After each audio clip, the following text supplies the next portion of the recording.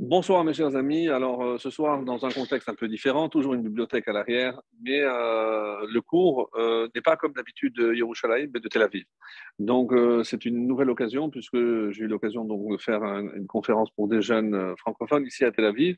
Et voilà, j'ai enchaîné, j'ai pas voulu annuler ce cours. Et donc je me trouve ici dans une choule à Tel Aviv pour maintenir notre cours Zoom. En sachant que après, il faut que je rentre Baruch Hashem, à Yerushalayim. Be'ezrat Hashem. Alors, nous sommes la 11e paracha de Bereshit. Et là, on peut évidemment imaginer que la paracha de Vayigash, c'est la suite, puisqu'on a coupé, on a interrompu le récit de ces événements. Donc, le centre Kalisha, exactement, oui. Donc, pour rappeler que c'est la suite d'une discussion qui a été entamée à la fin de la paracha de la semaine dernière, que je vais reprendre parce que c'est donc la fin de Miketz.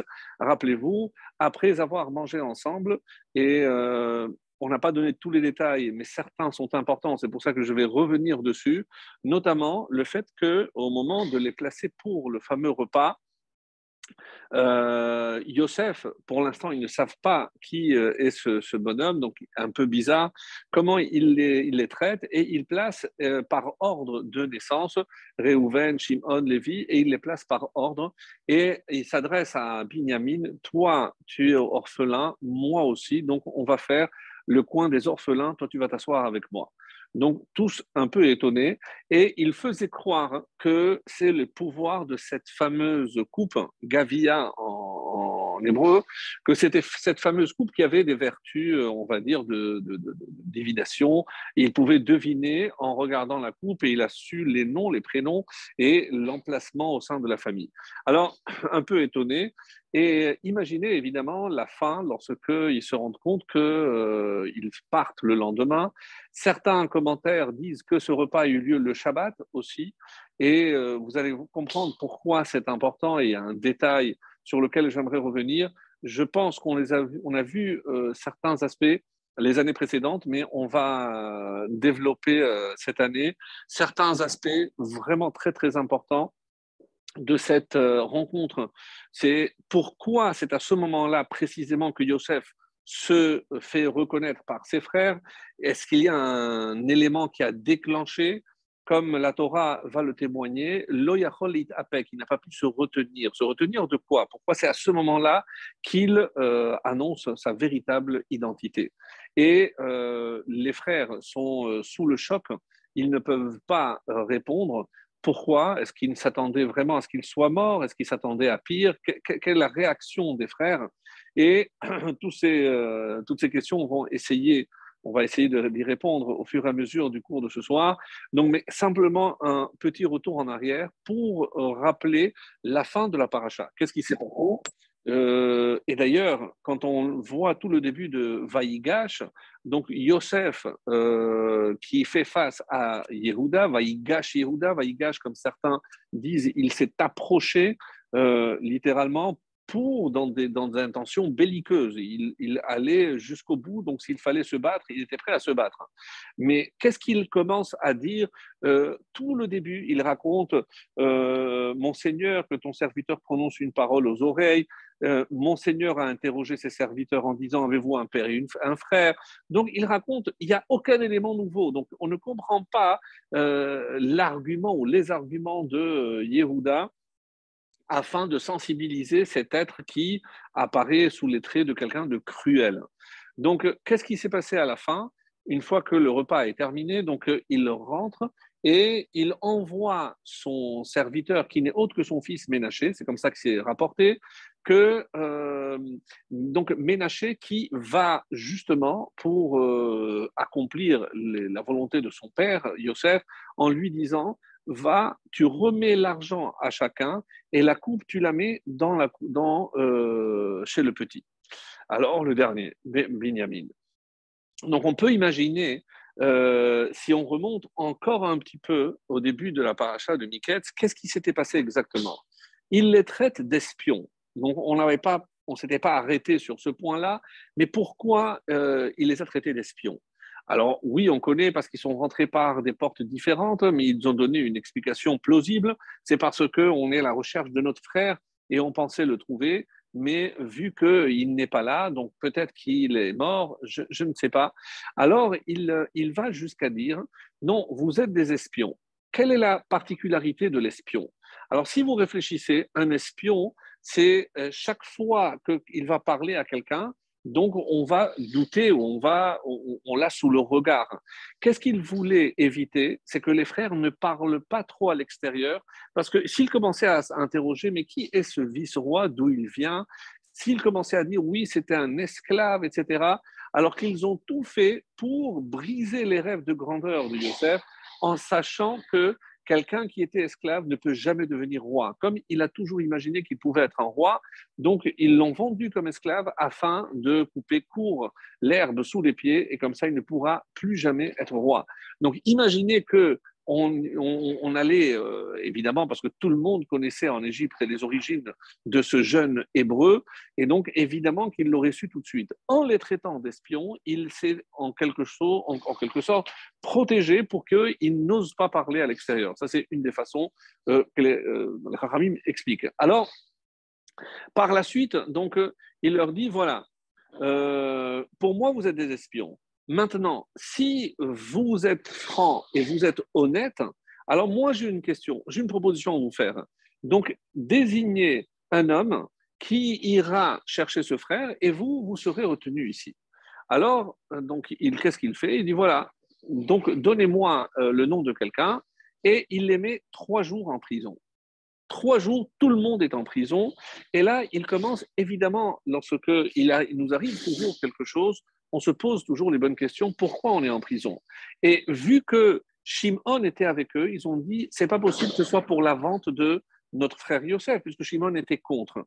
Donc, ils se sont dit, mais qu'est-ce qui a pu se passer? Ce qu'on leur a reproché, à savoir qu'ils mangeaient des membres d'un animal vivant, ou qu'ils allaient avec des femmes, ou qu'ils traitaient. Donc, c'est pas possible parce que les frères, les demi-frères, en tout cas ceux qu'on aurait prétendument traités de serviteurs, ils sont aussi logés à la même enseigne. Donc, c'est pas. Ils ont analysé pendant les 3 jours, ils se sont dit quelle peut être la faute qui nous a causé le fait qu'on soit aujourd'hui en prison. Et ils n'ont pas trouvé de réponse. Lorsque, au bout de 3 jours, ils sortent, et entre-temps, Yosef a changé de tactique. Je dis non, voilà, maintenant, vous allez désigner un qui va rester et les autres, vous allez partir. Et ils se regardent tous. Donc, évidemment, est-ce que j'ai le droit de vendre quelqu'un, d'accuser d'après le Rambam, je n'ai pas le droit parce que je ne sais pas. Pour l'instant, je crois que j'ai affaire à un non-juif et peut-être qu'il va le garder pour le tuer. Donc, je n'ai pas le droit de dénoncer quelqu'un. Et donc, tout le monde se regarde et il dit, bon, alors je vais prendre Shimon. Alors, lorsqu'il prend, d'abord, ils ont dit tous, waouh, là, il commence à se douter. Shimon, c'est celui qui a jeté Yosef dans le puits. Et c'est pour ça que maintenant, ça revient. Maintenant que c'est Shimon qui est désigné par le sort, par ce que vous voudrez, donc du coup, il se pose la question, peut-être que depuis le début, c'est ça le vrai problème. Donc si Shimon a été désigné, donc c'est que Shimon devait, donc c'est à cause de cette faute. Et c'est ce qu'ils vont dire d'ailleurs à Yosef. Maintenant, la faute a été découverte. Est-ce que c'est parce que nous n'avons pas entendu notre jeune frère lorsque il nous a supplié? Peut-être qu'on est en train de payer pour ça. Et donc il a dit, maintenant vous allez revenir avec le plus jeune. Yosef donc a évidemment derrière, comme le Or HaChaim Akadosh entre autres l'explique, il voulait faire le tikkun aux frères. Tant qu'il n'allait pas réparer entièrement la faute de la vente, eh ben, c'est une faute qui allait malheureusement avoir des conséquences. Et ce n'est pas en vain, mes chers amis, que cette paracha de Vaïgash tombe toujours le Shabbat qui précède un événement dont on a déjà parlé, c'est le jeûne du Dit Tevet. Le jeûne du Dit Tevet qui aura lieu cette année le mardi prochain. Et pourquoi? Alors la réponse est c'est que ça symbolise le siège de la ville de Yerushalayim. Donc la ville de Jérusalem a été assiégée par Nabucodonosor, donc on parle du premier temple, et très curieusement, donc c'est la seule date concernant le premier Beth Amikdash, le premier temple qui a été retenu dans la tradition. En effet, lorsque on va parler de la première brèche, pour le premier temple, c'était un 9 Tammuz, mais nous, on ne retient que le 17, c'est-à-dire on est concerné par la destruction du deuxième temple. Pourquoi pour le siège, on revient au premier temple, c'est-à-dire la date du dit Tevet, qui ne concerne que le premier temple, comme je viens de le dire. Donc ça aussi, ça méritera qu'on s'y attarde quelque peu pour que l'on comprenne qu'il y a, comme on l'a souvent répété, à partir du tour ou du Shlach HaKadosh, que lorsque dans la semaine il y a un événement, donc il est intimement lié avec le texte, le récit de la Torah qui est lu le Shabbat précédent, comme ça va être le cas dans Vaïgash, donc où je retrouve donc l'événement du dit Tevet à partir de la paracha de Vaïgash, qui, comme je le rappelais au début de mon intervention, rappelle essentiellement la rencontre définitive entre Yosef et ses frères. C'est là où il va se faire connaître et il va demander donc de ramener son père. Alors, pour ce qui est de cette démarche, donc les frères retournent chez le père et là, le seul qui va réussir à convaincre le père de leur prêter Binyamin, c'est, comme vous le savez, à Yehuda. Yehuda qui va s'engager, lui personnellement, à sacrifier son Olam Haba si jamais il ne prend pas cause et pour défendre son petit frère Binyamin.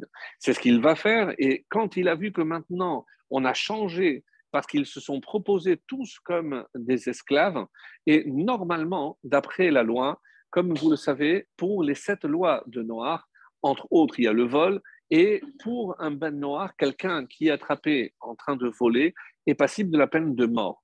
Donc ici, normalement, Binyamin aurait dû être tué si on en revient donc aux lois édictées chez les non-juifs.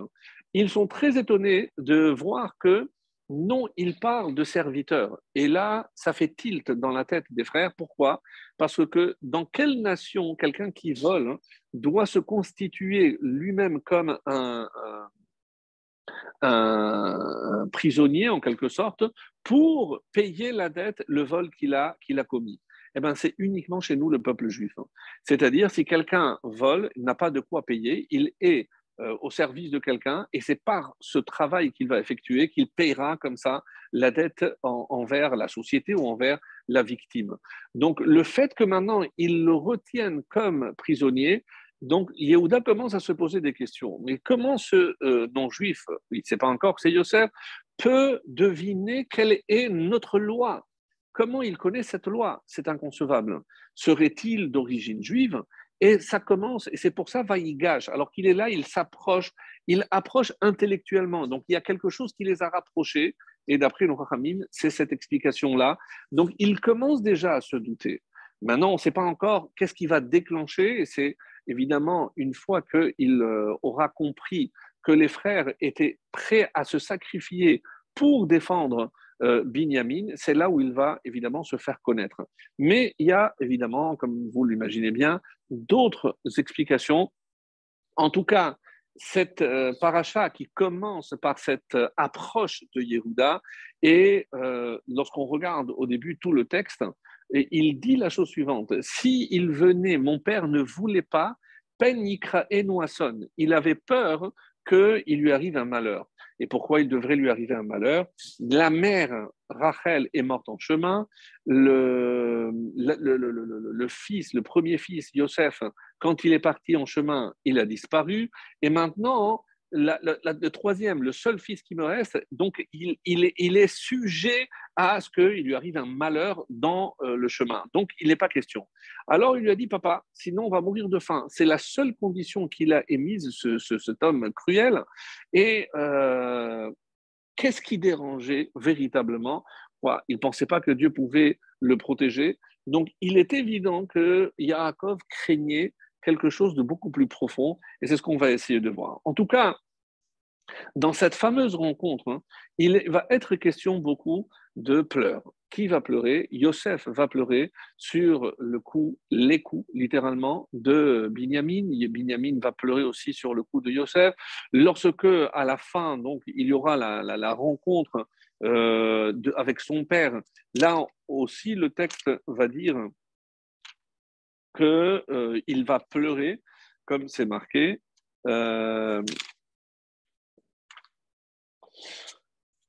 Il va dire, Od Yosef ben Michai, est-ce qu'il est encore vivant? Vaïssa Israël vechol asherlo vayavo be'elashava v'isba zebachim. Donc d'abord, il a fait des sacrifices pour au Dieu de son père Yitzhak. Et Dieu parla à Israël dans la vision de la nuit, je suis le Dieu, Dieu de ton père, ne crains pas de descendre en Égypte. Et Yaakov se leva. Et là, à ce moment-là, donc lorsque il va rencontrer qu'il avait envoyé, ils prirent leurs troupeaux et les biens qu'ils avaient amassés dans le pays de Canaan, Jacob et toute sa descendance, ses fils et ses petits-fils avec lui, et il emmena avec lui en Égypte. Donc on donne le nombre de toutes les personnes qui vont descendre en Égypte. Et lorsque Yosef attela son char et monta à la rencontre d'Israël, son père, à Goshen, il lui apparut, tomba à son cou et pleura abondamment à son cou. Donc, il pleure beaucoup, Yosef, dans cette paracha, et avec son frère, et on va voir aussi avec son père. Et donc, qu'est-ce que représente ce pleurer sur le coup? Et c'est la question que se posent beaucoup de nos chachamim. Alors, pour reprendre le discours, hein, lorsque Yaakov avait envoyé au départ Yosef, hein, il avait envoyé pour voir où en étaient ses frères. Donc, quand on a une mission qu'on accomplit parce que notre Père nous l'a demandé, on appelle ça Sheliach Mitzvah. Donc, on est un émissaire pour accomplir une mitzvah. Et il y a un klal, il y a une règle qui dit que Sheluchem Mitzvot Enan Mizokin. Quelqu'un qui est dans l'accomplissement d'une mitzvah, il ne peut lui arriver rien de mal. Alors, c'est ce que Yehuda essaye de dire à Yosef. Donc, on ne peut pas imaginer que Binyamin, après tout ce qu'on a vu, tout ce qu'on a vécu, toi, tu nous as demandé est-ce qu'on a un frère ou un père. Donc, tu ne nous as pas demandé. Et c'est nous qui t'avons dit. Donc, comment tu peux nous traiter d'espions? Tu as bien vu que on t'a rendu l'argent qu'on nous avait remis dans nos sacs. Donc, comment aujourd'hui tu nous accuses d'avoir volé une coupe? Donc, si déjà on est soucieux de rendre, donc évidemment que nous, on ne craint pas, on est scrupuleux et on ne prend pas de l'argent. Et c'est un des arguments, dit Rachid, c'est un des 10 calvachomer, des raisonnements a fortiori de la Torah, c'est celui-là. Si déjà on t'a rendu l'argent, comment tu peux nous accuser d'avoir volé une coupe? Alors on aurait pu évidemment rétorquer à cela, c'est comme ça que s'ils prennent les vrais voleurs, d'abord ils commencent par des petits larcins et après c'est pour préparer évidemment le vol qu'ils visaient depuis le début. Quoi qu'il en soit, hein, donc ici, qu'est-ce que Yehuda est en train de dire? Tu nous as pas, on a été franc avec toi depuis le début. Tu nous as demandé d'apporter, on l'a fait venir, mais maintenant il n'est pas question que tu le gardes parce que si il est arrivé ici, c'est parce que mon père, notre père nous l'a demandé, et nous on a un klal que chez Luchem Mitzvat et Nan Mizokin, il ne peut rien lui arriver. Alors il lui dit ah bon? Et qu'est-ce qui s'est passé avec Yosef? Ani Yosef, mais je suis la preuve que tu es en train de contredire.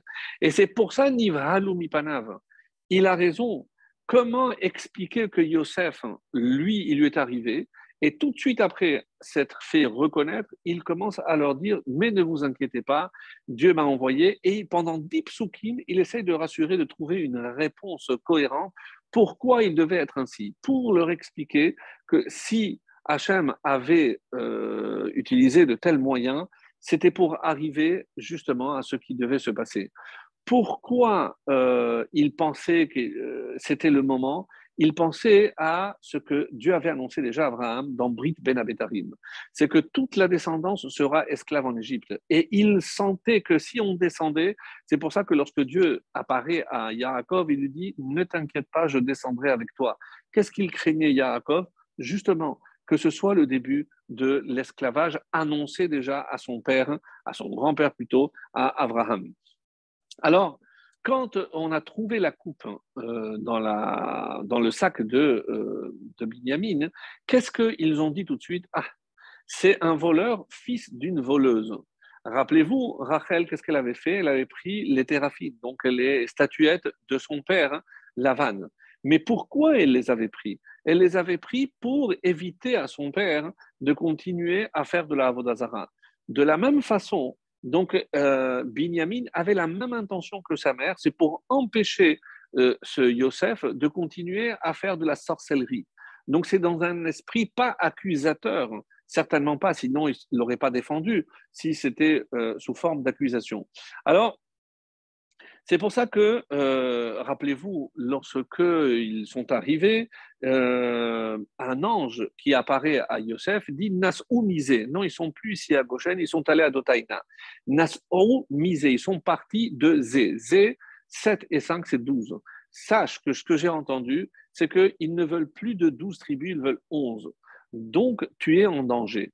Malgré tout, Yosef va quand même, malgré tout, en sachant qu'il se mettait en danger.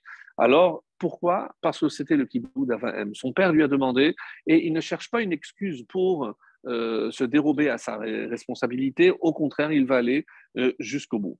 Et c'est comme ça que les Chachamim expliquent. Alors, Yosef a permis donc aux frères de faire le tikkun de la vente et on essaye de comprendre par quels moyens. C'est en les mettant dans une même situation. Il s'agissait maintenant de son petit frère.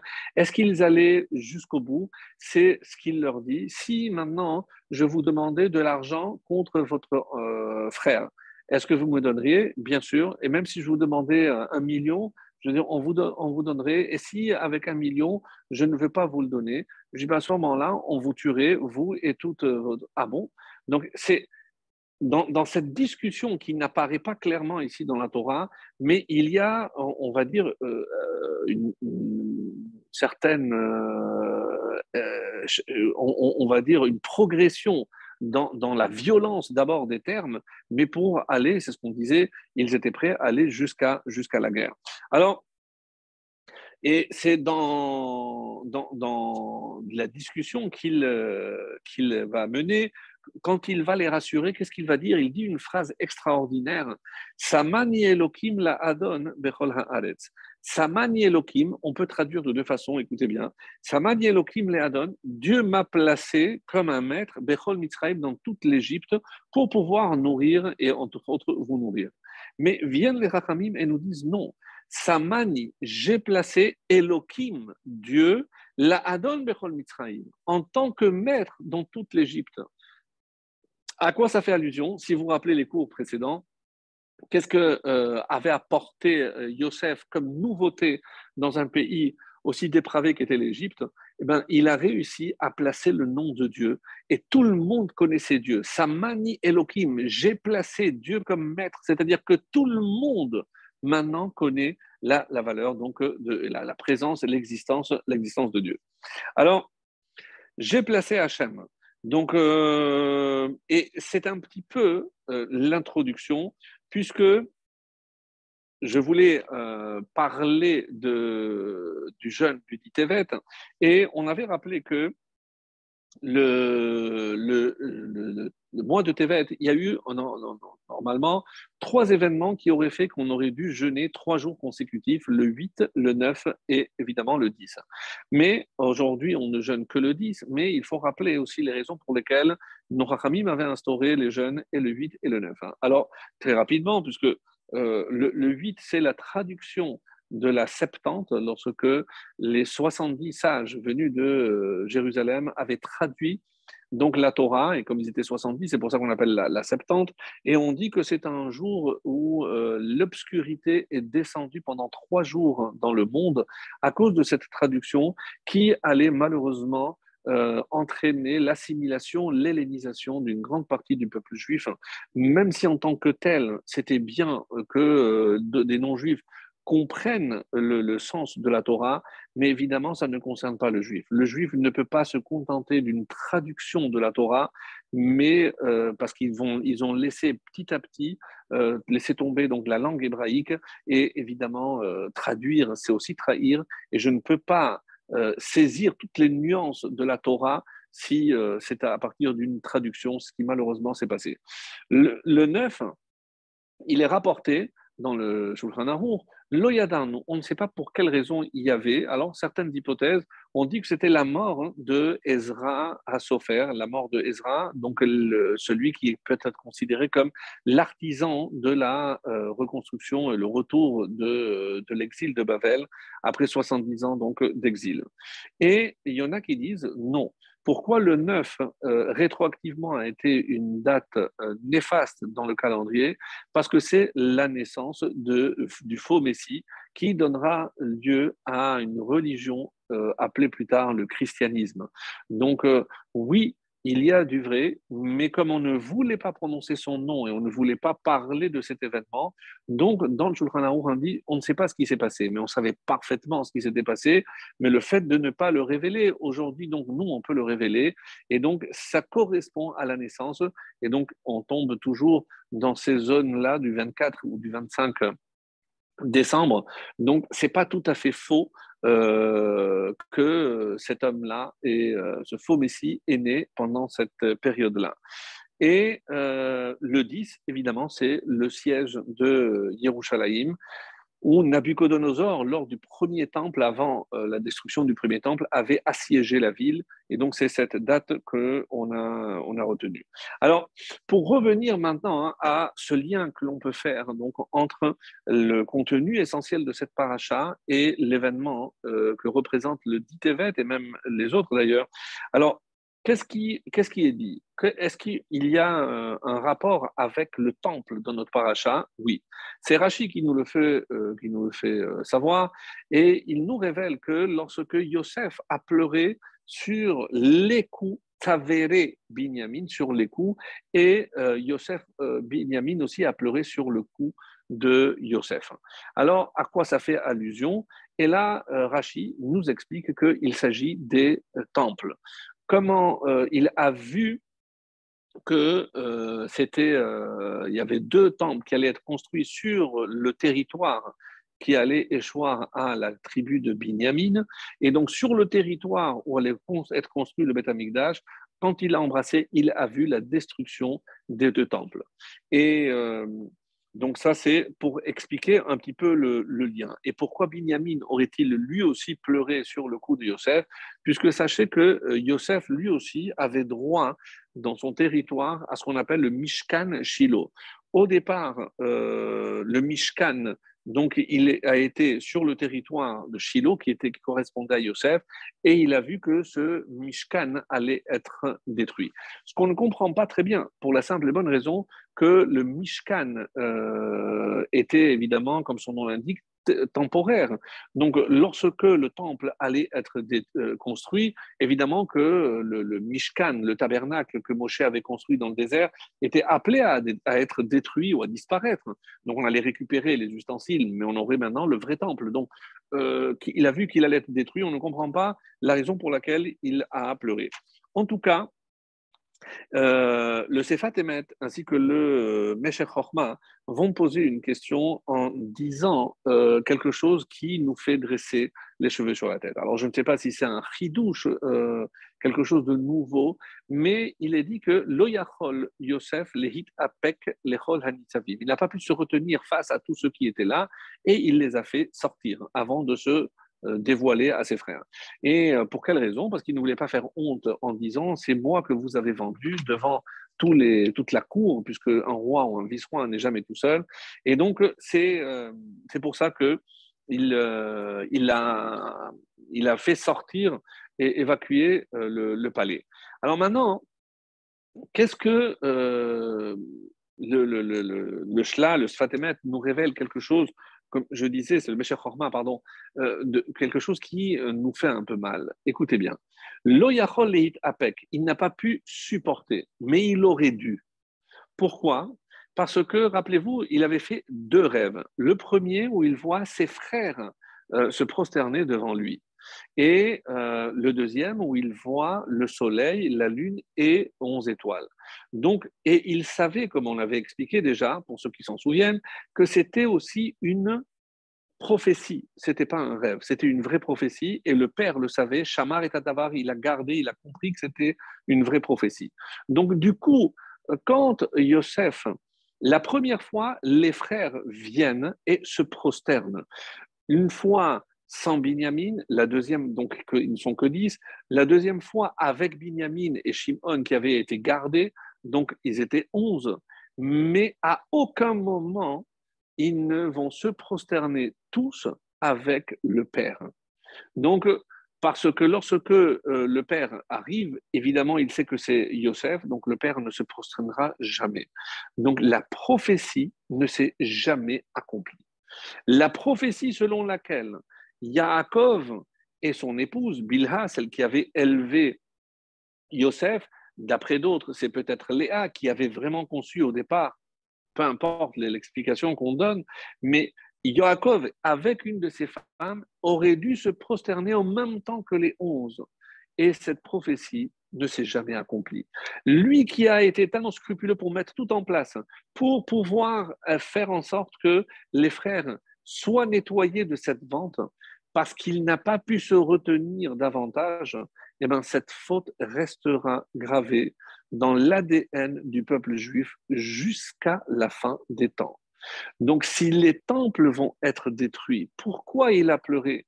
Parce qu'il a vu que parce qu'il n'a pas pu se retenir, il a vu que les deux temples allaient être détruits.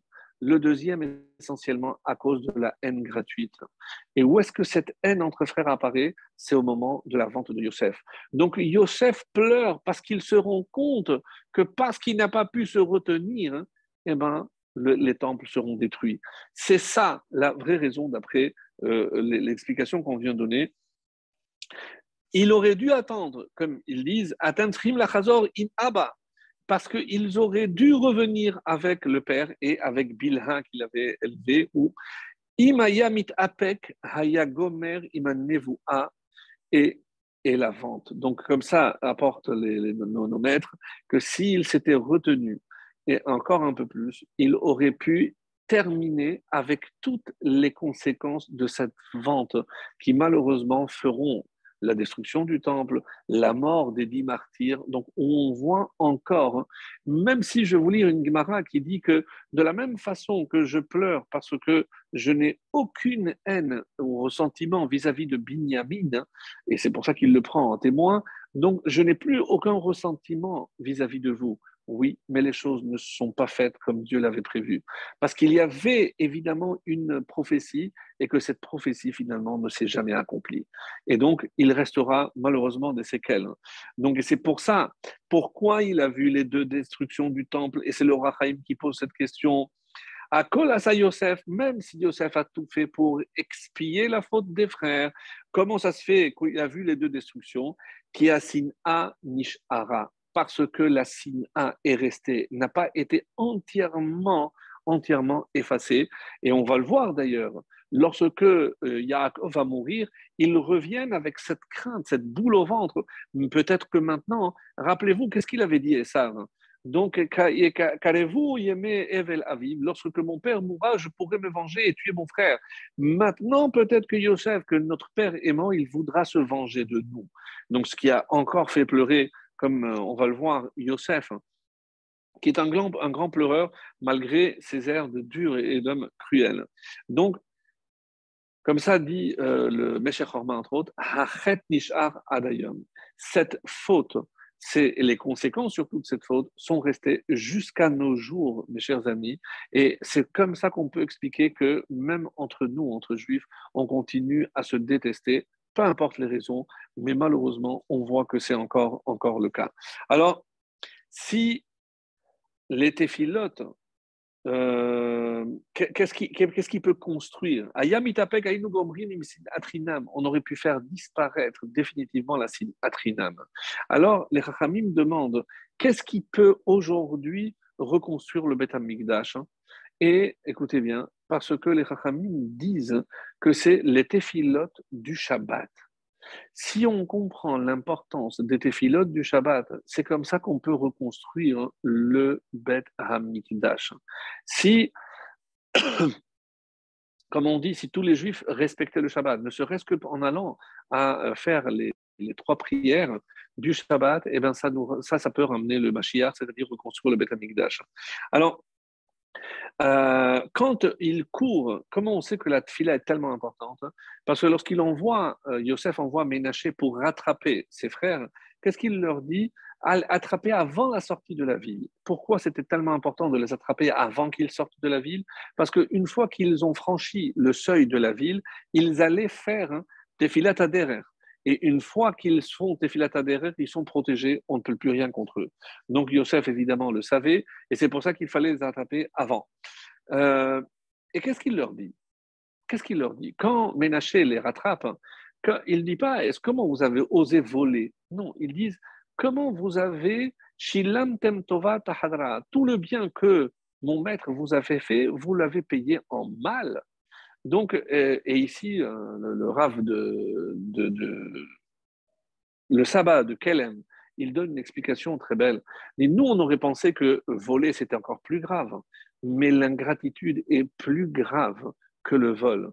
Parce que le vol, je peux toujours restituer. Mais l'ingratitude, lorsque je ne rends pas la reconnaissance de tout ce que je dois à l'autre, c'est quelque chose que je ne peux pas restituer. Et donc, c'est comme si je privais l'autre de quelque chose. Et c'est ça qui est tellement grave, que ce soit entre les hommes dans un couple, savoir dire merci, savoir être reconnaissant de tout ce que l'autre fait, même si tout n'est pas parfait, même si évidemment on est peut-être plus exigeant, qu'on aurait voulu plus que cela, mais déjà savoir reconnaître. Sinon, c'est comme si pire que si on volait. C'est l'explication très très belle du sabbat de Kelem. Si donc ça, c'est on avait expliqué déjà que c'était le Kalvachomer, et c'est pour ça que dans la vente de Yosef, il y avait deux des frères qui n'étaient pas là. C'est ni Shimon ni Binyamin, bien entendu.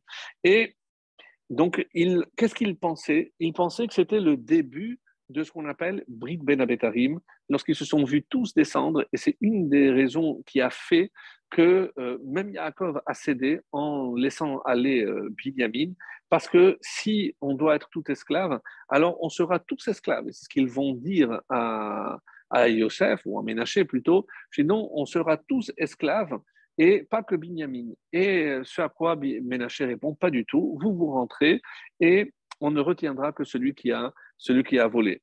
Et si c'est une Gezerah d'Hachem, eh ben, il faut l'accepter, mais normalement, Binyamin ne peut pas être inclus. Comment imaginer que lui aussi, il va être esclave alors que lui n'est pas du tout concerné par la vente de Yosef? Donc, il y a quelque chose qu'ils ne comprennent pas. Donc, ils sont conscients qu'il y a un manque, il y a quelque chose qui manque, mais de notre côté, ils ne comprennent pas pourquoi Binyamin fait partie.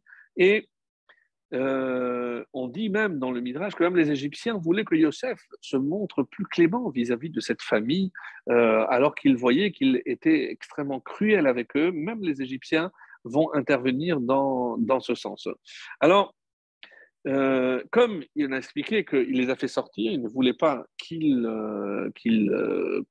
entendent les propos qui sont finalement des propos de reproche, parce que reconnaître je suis Yosef, ben voilà, malgré tout ce que vous avez ourdi comme un plan, eh ben c'est pas du tout ce que Dieu avait planifié, à savoir qu'il avait déjà ses plans et que vous n'avez été que les instruments entre les mains de Dieu. Alors, comme on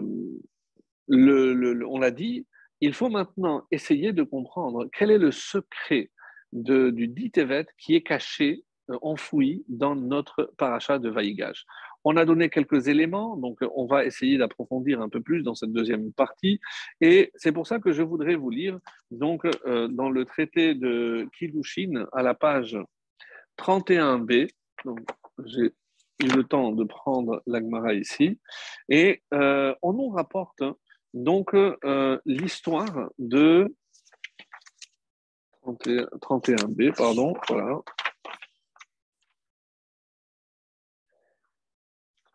Euh, 31. Alors, de quoi s'agit-il? Amar Rabbi Abaru. Donc, on parle ici, on raconte comment Avimi, on parle de Kibbutz Avahem, et on raconte comment donc Avimi a été récompensé pour la mitzvah de Kibbutz Avahem.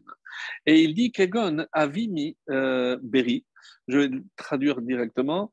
Rabbi Abahu a dit, c'est comme Avimi, mon fils. Il a accompli la mitzvah d'honorer son père. Donc, en précisant que Avimi avait 5 fils. Euh, et qui ont tous reçu une smicha. Donc, ils étaient tous des rabbins et du vivant du père Rabbi Abahu. Donc, déjà, Abimi était donc évidemment le père de 5 enfants qui étaient tous euh, ordonnés rabbins, donc c'est tous des rabbins. Et Vechi Hava Ata Rabbi Abahu, Kare Abachaba, lorsque Rabbi Abahu arrivait et il appelait à la porte, Rahit ve'azil patachle, Avimi, donc ce fils-là, courait lui-même pour ouvrir, ve'amar en aad detame hatam, en disant oui, oui, oui, je viens ouvrir.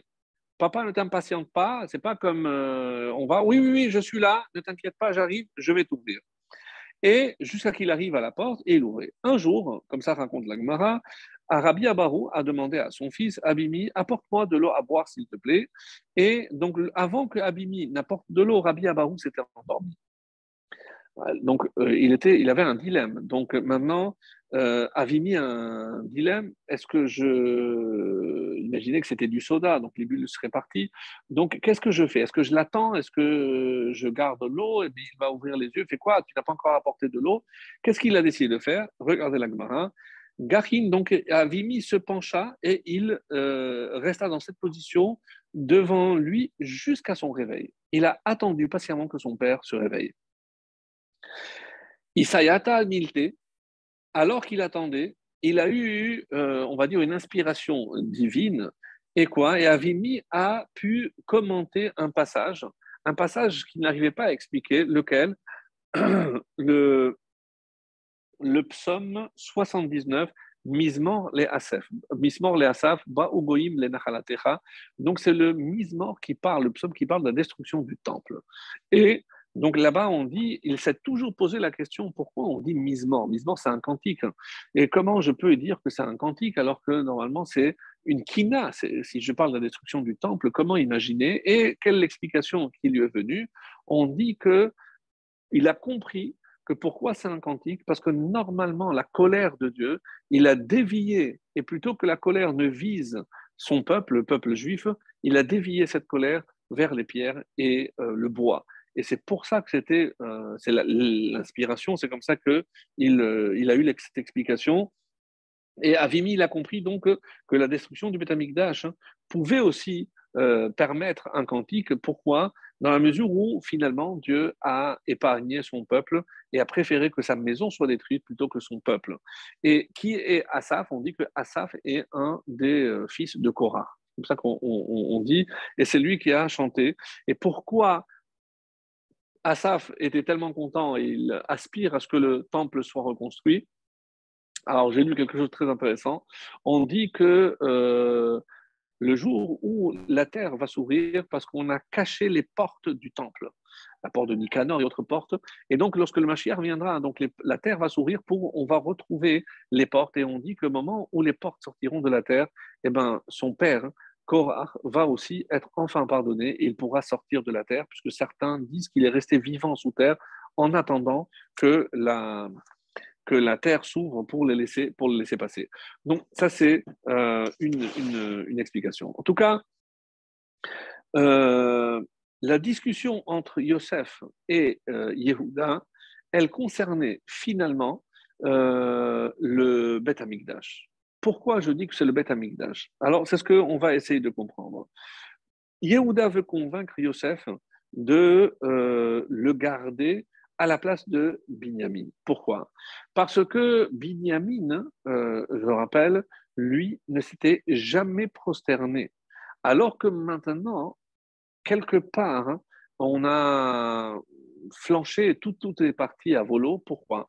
Pourquoi Yaakov a tout fait pour empêcher Binyamin de descendre? Lorsque il a entendu la description cruelle qu'ils ont faite de ce personnage de vice-roi, donc il s'est dit, si jamais ils prennent mon fils et que Binyamin finalement se prosterne devant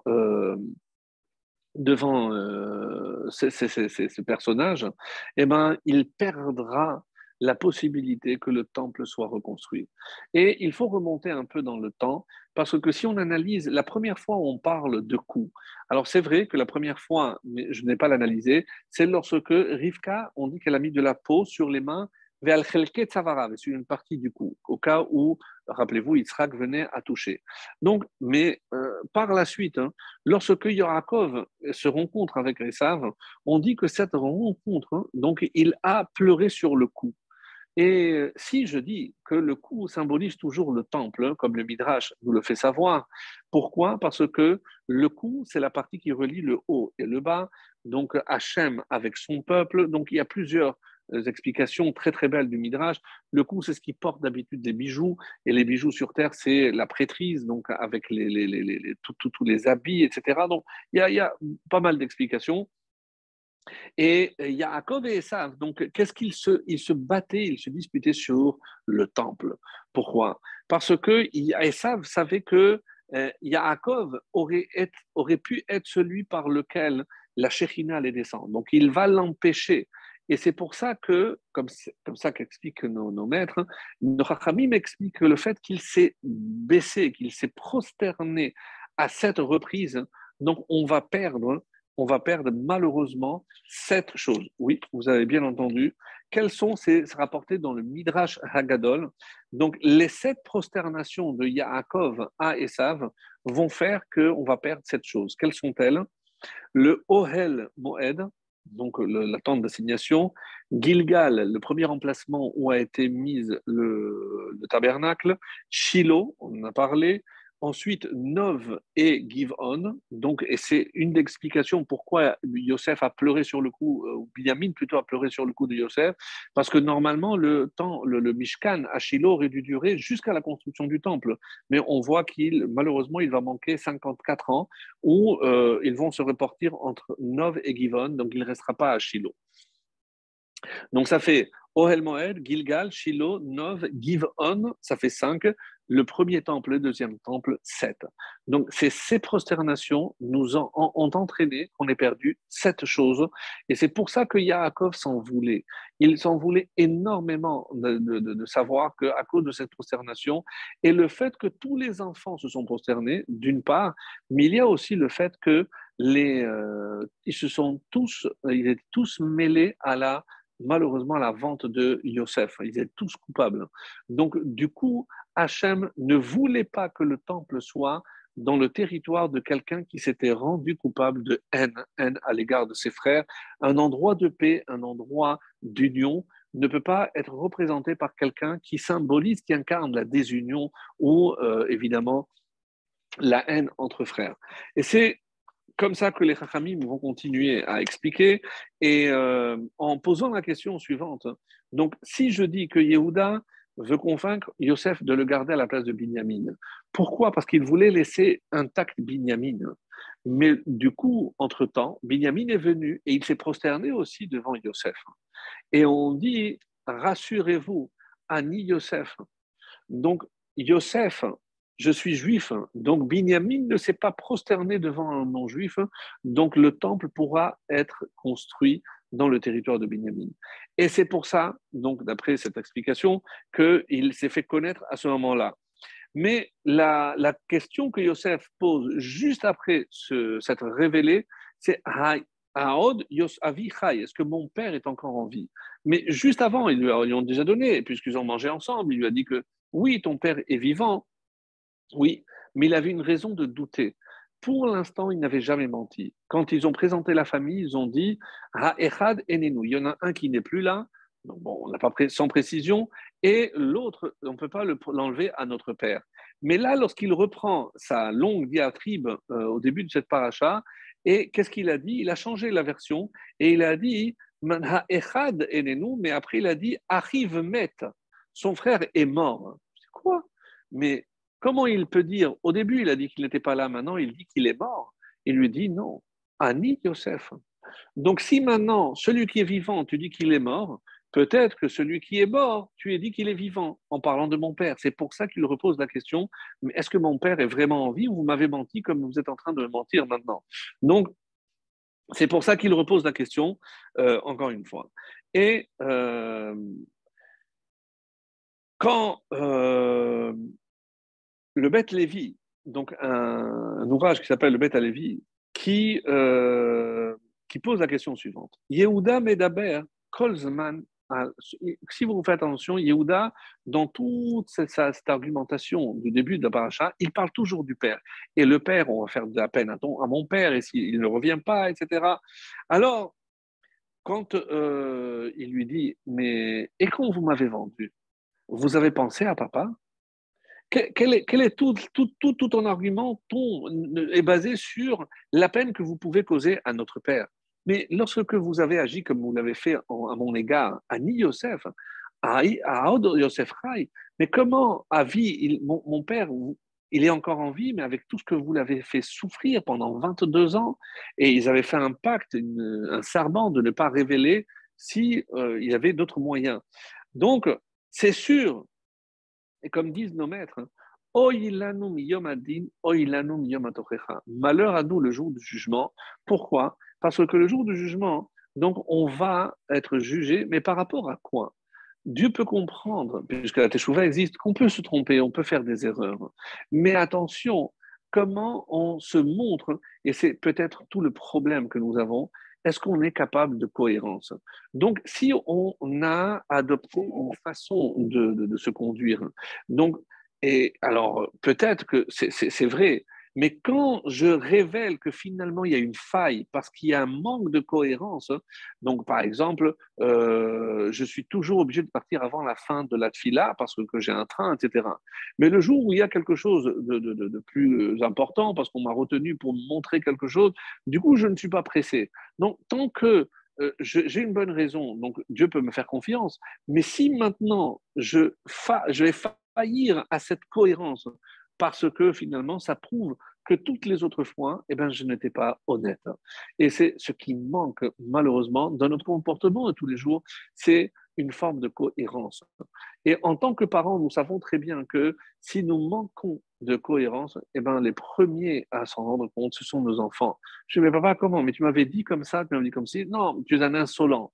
Mais non, je dis toujours que l'insolence, c'est une marque ou qui révèle finalement un manque de cohérence chez les parents. Donc, c'est ce que nous révèle ici. Oh, il l'a nous, parce qu'on n'aura pas. Mais si, j'ai des excuses, le Yetzirah était plus fort. Oui, mais Ani Yosef, en deux mots, il n'y a pas, qu'est-ce qu'il a reproché? Oui, il a reproché. Parce que tous ces arguments, oui, pour papa, le pauvre chéri, il va souffrir, mais vous n'êtes pas cohérent. Et vous vous êtes posé toutes ces questions lorsque vous m'avez traité comme vous l'avez fait. Donc, je ne peux pas vous croire. Je ne peux pas vous croire. Et c'est pour ça que le Chachamim disent que c'est cette situation où finalement on nous montre la vérité telle qu'elle est, on va se rendre compte de nos incohérences face à la vérité. Et c'est ça ce que, quand ils ont entendu, comme ça rapporté, Ani Yosef, hein, chez Loyuma Asim Sotrim Zelazé, mais quand je me comporte avec des actes qui se contredisent les uns les autres, donc je ne peux pas avoir des arguments ou des excuses par rapport à ce que j'ai mal fait.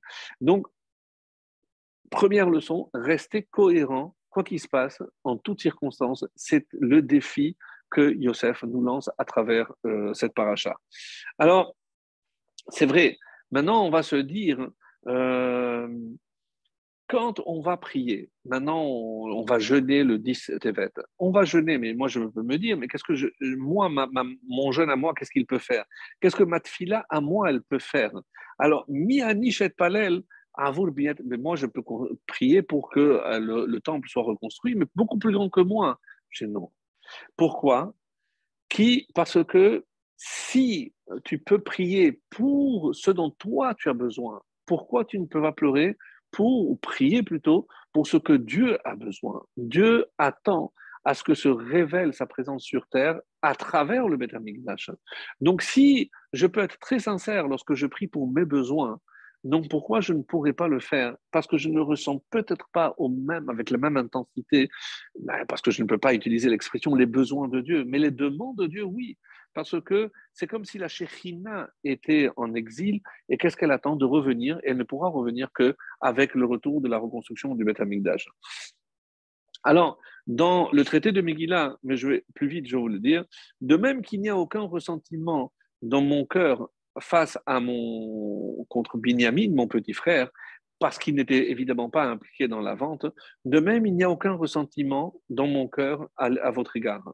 Donc, c'est ce qui est marqué dans la suite de la Gemara. Donc, c'est la page dans le traité de Megillah qui traite de tout cela. C'est la page 16b. Il y a toute cette question-là. Et là-bas, donc, on parle aussi de la suite, pourquoi il a pleuré sur les 2 coups, les temples, etc. Donc, tout est rapporté dans la Gemara. Alors, les différentes explications pour répondre à cette question, c'est qu'il n'a pas pleuré sur le Mishkan, qui de toutes les façons était éphémère, mais sur les malheurs, malheureusement, qu'il y a eu pendant toute cette période avec tous les morts. Pour d'autres explications, il devait durer jusqu'au temple, 369 ans. Mais les dernières années, j'ai dit 54, c'est 57, donc à Nov et à Givon, donc 57 ans, donc il n'était pas à Shiloh, il a été déplacé. Alors, pourquoi les 2 temples? On dit qu'il y a 2 expressions. Yosef, on dit qu'il est vailli Paul Vaïev, il est tombé et il a pleuré. Donc, c'est une allusion aussi, d'après certains, aux 2 temples. Et Binyamin, donc, il a pleuré, comme on l'a expliqué, sur le temple. Alors, comme ça, c'est rapporté, d'où on sait que le temple, c'est le coup, et c'est l'expression dans Shir Hashirim, le chapitre 4, le verset 5, Kemigdal David Savaler. Comme la tour de David est ton cou. Donc la tour de David, c'est ici une allusion au Beth Amikdash. Et le Zohar nous explique, par rapport aussi, le Shlach HaKadosh rapporte cette explication, que quand on coupe le cou, eh ben, on meurt. Donc, comme si, quelque part, la destruction du temple a entraîné une mort, de la grandeur du peuple juif, la présence de Dieu ici sur terre. Et le Zohar, en citant aussi, on retrouve cette notion dans le Gaon de Vilna, on explique que dans le cou, il y a l'œsophage et la trachée artère, donc 2 canaux, on peut dire. Et le cané et le véchet. Le cané, c'est Olam Haba. Pourquoi le cané représente le Olam Haba? Parce que c'est tout ce qui est l'air, c'est la prière, c'est l'étude, c'est l'air, c'est comme ça que c'est rapporté.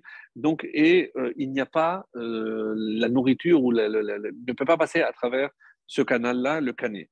Et le véchet, c'est Olamazé. Pourquoi? C'est par là où passe l'alimentation, la nourriture et la boisson, c'est par là, par le véchet. Et il dit, c'est comme ça que le Shlach Kadosh explique, qu'il y a un Kov, finalement, c'est le cané. C'est-à-dire, lui, il représente tout ce qui est la Torah, tout ce qui est spirituel. Et Esav, c'est le Véchet, c'est ce monde-ci. Donne-moi, fais-moi avaler de ce rouge-là. Donc, c'est cette discussion qui est entre Yosef, entre Yaakov et Esav qu'on peut retrouver. Et quand on analyse, c'est des belles explications du Shlach Kadosh. Le cané, finalement, c'est quoi? C'est s'il y a un qui va du bas vers le haut et l'autre qui va du haut vers le bas. Par exemple, normalement, le cané, c'est min mata lemala. C'est quoi? C'est la tefila. La tefila, donc l'étude, la parole, la prière. Donc ça, c'est comme les corbanotes, donc c'est d'ici bas vers le haut, ça monte. Le véchet, c'est vers le bas, c'est l'abondance, c'est milémar là, les matas, c'est ce qui vient, ce que Hachem nous envoie, c'est l'abondance qui vient d'en haut vers le bas. Donc c'est ces 2 aspects-là que représentait le Beth Amikdash. Donc qu'est-ce qu'il nous reste aujourd'hui? C'est les téphilotes. Et donc c'est pour ça que si on regarde, euh, la suite est là. Donc les tfilotes, c'est ce qui peut nous ramener aujourd'hui l'abondance. Et c'est pour ça qu'on disait que c'est le Shabbat, ou le Shabbat, je ne demande pas forcément que pour moi, mais c'est pour ça que la prière du Shabbat a tellement d'importance. Le Khatam Sofer pose la question, quand est-ce que les frères se sont rencontrés? À quelle date, hein, quel jour de la semaine c'était? Et le Khatam Sofer dit que c'était Shabbat. C'était Shabbat. Donc, il fait le calcul, il explique là-bas que le jour où Yosef s'est fait reconnaître, c'était le Shabbat. Alors, il pose une question halachique. On sait très bien qu'on n'a pas le droit de pleurer le Shabbat. Pourquoi alors, comment expliquer que Yosef a pleuré et que Binyamin aussi a pleuré? Donc, c'est pas logique. Si c'était le Shabbat, je n'ai pas le droit de pleurer de tristesse. Et on dit qu'il a vu la destruction des temples, et c'est pour ça qu'il a pleuré. Donc, ça demande évidemment une explication, et ce sera un petit peu la suite de ce qu'on va expliquer. Alors, dans le traité de Yoma, Yud Bet, hein, donc on dit que quand on décrit le temple, on dit qu'il y avait un passage du territoire de Yehuda qui faisait un peu une incursion dans le territoire de Binyamin. Mais que Binyamin essaie toujours de reprendre cet endroit-là. Mais on a expliqué que, vu que Yehuda avait aussi fauté puisqu'il était dans la vente, normalement, il n'aurait pas dû avoir un passage dans le Beth Amikdash. Comment expliquer que lui, il avait ce passage-là, comme c'est rapporté dans Yoma, traité de Yoma à la page 12.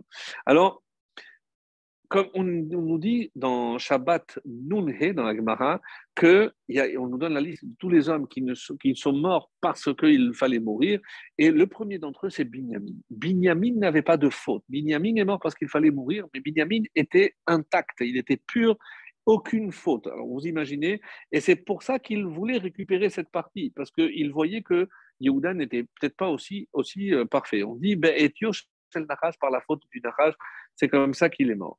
Alors, le Midrash dit que Hachem serait exprimé de cette façon-là, lo akabel et filatam. Je ne peux pas accepter des prières parce qu'ils étaient tous dans la vente de Yosef, donc je ne peux pas accepter leurs prières. Alors, comment expliquer que Yehuda, il a oui eu une part? Et c'est pour ça qu'on explique que Yehuda a quand même, malgré tout, fait quelque chose. Qu'est-ce qu'il a réussi à faire? Donc, soit je dis qu'il a reconnu sa faute, mais d'après une autre explication, Yehuda aurait été celui qui a achevé Esav. Rappelez-vous que normalement, le jour de l'enterrement de Yaakov, et on dit que le jour où Yaakov a été mis à terre, c'était le 10 Tevet. Donc encore un lien avec notre paracha. C'est le jour aussi où on a coupé la tête à Esav. Mais on dit que c'était Hushim Bendan. Mais Hushim Bendan n'a pas terminé. Hushim Bendan a été le premier qui a donné le premier coup, et c'est Yehuda qui a terminé. Donc, en tuant Esav, Yehuda a en quelque sorte réparé la faute de son père parce qu'ils ont dû se prosterner, et on dit que ça lui tient compte aussi d'une forme de réparation, et c'est pour ça qu'il aurait eu une petite part dans le temple à côté de Binyamin. Alors, quand Hachem a promis à Yaakov, lorsque il lui dit Goy ou kahal amim mimechayetzeu, sache que Yaakov était très triste lorsqu'il il a compris qu'en se prosternant devant son frère Esav, il a perdu quelque chose. Le temple ne pourrait plus être son lot à lui, ni ses enfants, parce qu'ils s'étaient tous prosternés. Et Dieu l'a consolé, non, tu vas avoir Goy, Binyamin, ou Khal, Goïm, Ephraïm et Ménaché. Sache que tu auras encore des descendants grâce auxquels le temple pourra être reconstruit. Et comme c'est marqué, Altidag, parce que tu auras un enfant, et c'est tiré de Migdal David Savarer, Banouille les Talpiyot. Et Talpiyot, les Chachamim expliquent qu'est-ce que c'est Talpiyot. C'est un monticule où toutes les bouches se dirigent. C'est quoi? Évidemment, c'est le temple. Et c'est intéressant parce que Talpiyot, c'est les mêmes lettres que Tefilot. Et ça veut dire la bouche, les deux bouches qui prient, donc c'est la tefila. Et comme ça explique nos maîtres que le côté droit, c'est la tefila, et le côté gauche, c'est Kriyat Shema. Et donc, pourquoi il a appelé Ben Yamin, le fils de la droite? Parce que Ben Yamin représente la tefila. Et la tefila, c'est le temple. Parce que c'est qu'on a expliqué que le temple, c'est de là que les prières montent vers le haut. Et que quand on prie, nous aussi, on se dirige vers Yerushalayim, vers le Beth Amikdash. Et que de là-bas, nos tefilotes montent. Et donc, c'est comme ça qu'on explique que le dit Tevet, le jour où Yaakov a été enterré, donc quelque part, en tuant Esav, il a fait le tikkun de cette prosternation, et c'est pour ça qu'on explique qu'il avait ce petit chemin qui allait de Yehuda au territoire de Binyamin. Alors, et on peut maintenant comprendre de quoi Yaakov finalement avait peur en envoyant Binyamin, qu'il arrive malheur. Mais le malheur, mes chers amis, ce n'est pas le malheur à Binyamin, c'est le malheur à tout le peuple juif. S'il ne restait que Binyamin à ne pas s'être jamais prosterné d'une part et ne jamais participer à la vente de Yosef. Donc, si lui maintenant venait à se prosterner devant un goy, eh ben, on aurait perdu toute possibilité de reconstruire ou construire le temple. Donc, et c'est ça la crainte. Et c'est ce que Yehuda va lui dire, papa, mais de toute façon, on va mourir tous de faim. Donc, est-ce que tu penses au temple? Il faut penser à nous. Nous, on va mourir de faim. Donc, le temple, on verra. Et c'est pour ça que lorsqu'ils ont compris, Ani Yosef, hein, donc je suis Yosef, hein, pourquoi il s'est révélé? Pour les rassurer. Rassurez-vous, vous n'avez plus à craindre que Binyamin s'est prosterné devant un goy, parce que je suis autant juif que vous, et c'est ce que je vais vous montrer. Donc, quand il a pleuré, quand il a vu que finalement, on dit qu'il a vu la destruction, mais il a aussi vu la construction du temple. Donc, du coup, quand il a pleuré, Yosef, il n'a pas pleuré pour la destruction, il a pleuré de voir que finalement, oui, le temple allait être construit dans le territoire de Binyamin et que le fait qu'il se soit prosterné devant lui eh ben, n'allait pas empêcher l'apparition de ces deux Bate Mikdash. Donc, du coup, c'est comme ça qu'on peut expliquer la réponse au Khatam Sofer, mais comment on peut imaginer qu'ils ont pleuré le Shabbat? Le Shabbat, il n'y a pas de tristesse. Oui, mais ils ont pleuré de joie parce qu'ils ont vu que finalement, oui, il y aurait le Mishkan dans le territoire de Yosef et il y aurait aussi le Beth Amikdash dans le territoire de Binyamin. Donc, c'est des pleurs de joie et pas des pleurs de tristesse comme on a pensé au début. Ça, c'est l'explication par rapport donc à ce jour où Yaakov a été mis à terre, qui était un jour de 10 Tevet. Et pour parler des chicottes que Esav a donné à Yaakov, donc il s'est construit, il a dit, ben, j'ai tout perdu. Non, parce que ici, quand il a vu que d'abord Dieu l'a rassuré, et c'est ça ce qui a fait que Yosef a pleuré sur le cou de son père, parce qu'il s'est dit, papa, voilà, tu as réussi. Malgré tout, le temple sera construit. Mais maintenant, est-ce que tes descendants seront à même de le protéger, de le garder et de faire en sorte qu'il soit toujours présent? Ça, c'est l'histoire qui nous le dira. Et pourquoi, pour terminer, on a dit que Yehuda, il s'est porté garant de Binyamin, que quoi? Chez Yebet Amigdash. Parce que quand Yehuda a tout fait pour sauver, ici au début de la paracha, le petit Binyamin, marié déjà avec 10 enfants, mais le petit frère. Hein. Donc cet engagement de Yehuda a fait qu'il a mérité d'avoir sa place à côté de Binyamin au Beth Amikdash et qu'il y avait ce lien indéfectible entre les deux. Mais pour terminer sur un enseignement qu'on avait vu, pourquoi encore donc on jeûne le 10 Tevet après tout ce qu'on a dit? Parce qu'il va se passer quelque chose de tellement extrêmement important, et c'est le Khatam Sofer qui nous le révèle, c'est que le 10 Tevet sera décidé si le temple sera reconstruit cette année ou pas. Donc, c'est pas que le siège, comme on avait expliqué les années précédentes. On ne pleure pas sur ce qui s'est passé, et c'est pour ça que même lorsque le 10 Tevet tombait un Shabbat, parce que le Shabbat, si ça touche le futur, on doit jeûner. Donc là, dans le calendrier, il ne peut pas tomber un Shabbat, il peut tomber un vendredi par contre, mais ce 10 Tevet va être décidé dans le siège là-haut si le temple va être reconstruit. Alors à nous de faire le nécessaire, pas simplement à travers le jeûne, à travers notre filote, à travers les efforts que nous ferons pour nous rapprocher de l'autre, faire en sorte que ces restes de haine gratuite disparaissent définitivement et que ça donnera l'envie dans le tribunal céleste de décider que Bezrat Hashem, cette année, le temple sera enfin reconstruit. Très très bonne soirée à tous.